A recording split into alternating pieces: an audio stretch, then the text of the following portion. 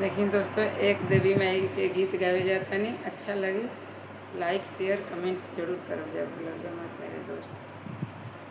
आप लोग के चलते था हम सब लोग आगे बढ़ जाए।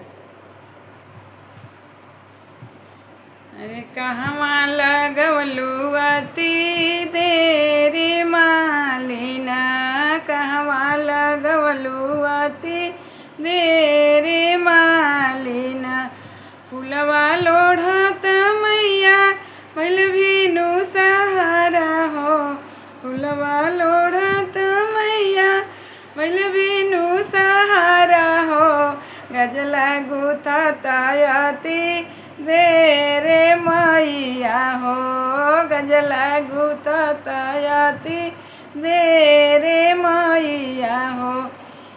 मांगू मांगू मालिनी जे तोरा मन भावे, मांगू मांगू मालिनी जे तोरा मन भावे, जे तोरा दिल में सा मासु मालिना, जे तोरा दिल में सा मास मालिना।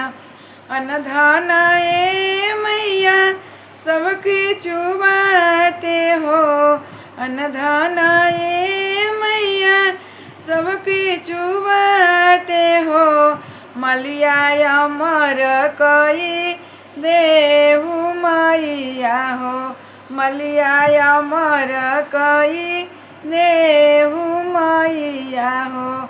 नाही अमर पाँचो पंडा बसा तू मालिन, नाही अमर पाँचो पंडा बसा तू मालिन, मलिया अमर कैसे होई मालिना, मलिया अमर कैसे होई मालिना।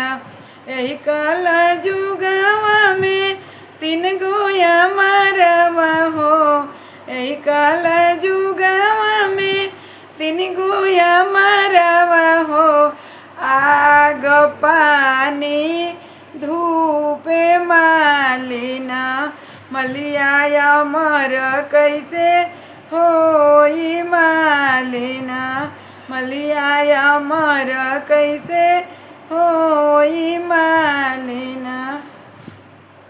जय माता जी।